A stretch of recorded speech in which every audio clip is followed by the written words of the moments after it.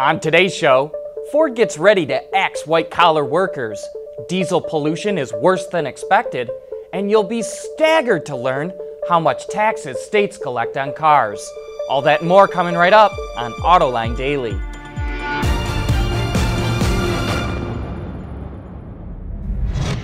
This is Autoline Daily, the show dedicated to enthusiasts of the automotive industry. Last week we reported that Ford CEO Mark Fields is under pressure from the board of directors to do things that will boost the price of the company's stock. Now Reuters reports that Ford might get rid of 10% of its salary workforce in North America and Asia. They will be offered buyouts as part of a plan to cut costs by $3 billion a year. Well, here's our Autoline insight. We think that Ford could be getting ready to get rid of 3,000 to 5,000 employees. If it really has this much fat to cut, or if it's preparing for a downturn, then this is a good move. Hopefully it's not just a knee-jerk reaction to placate investors, because Ford is not going to attract high-tech workers to work on autonomous and electrified cars if they think they could just face layoffs in the future. No matter what the company does, it can't seem to placate the investment community. As we pointed out last week, Ford stock already has the highest price-to-earnings ratio of any car company in the world. We also expect the company to announce some production cuts. In the U.S. market, Ford has 5 product lines with over 90 days of inventory, including the Mustang, Taurus, Fiesta, Fusion, F-Series, and Transit Connect. And the reason why Ford's possible layoffs make the national news is that the auto industry is so important to the economy. And here's a great example. Wards Auto compiled all the taxes that U.S. states collect on vehicles. This includes the state sales tax on new and used cars. It includes the tax on fuel, on licenses, and on vehicle operators. Add it all up, and it comes to $928 billion a year. Now that's a lot of shekels. Coming up next, Continental wants to transform the dashboard with 3D displays. Autoline Daily is brought to you by Bridgestone Tires, your journey, our passion. Dow Automotive Systems, advanced materials that deliver better results.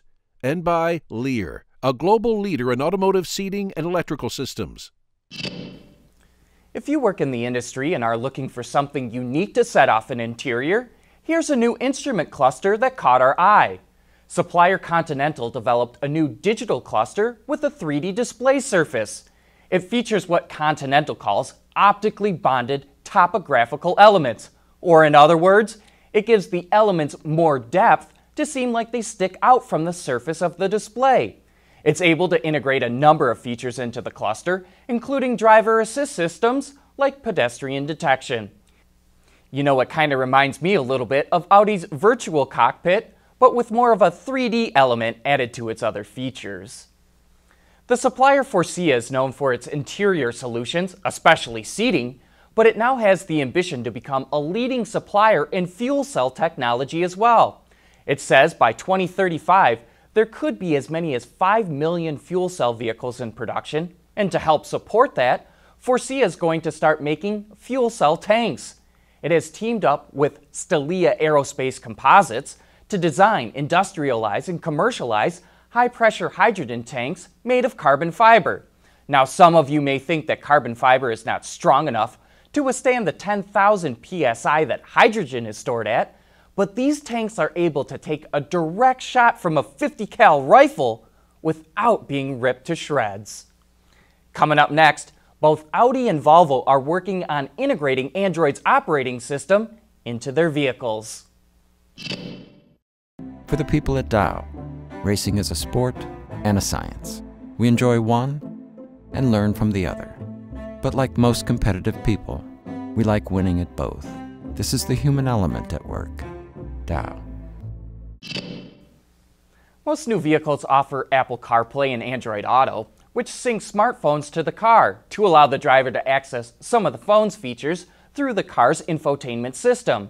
But now Audi is cutting out the middleman, so to speak, and has integrated Android's operating system into the Q8 Sport concept.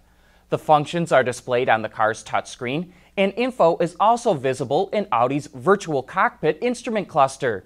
The car still features Audi's map system, but drivers can choose to use Google Maps for navigation instead. Audi is experimenting with Android because it's the most popular platform in the world and it's open source, which means new apps can be more quickly developed.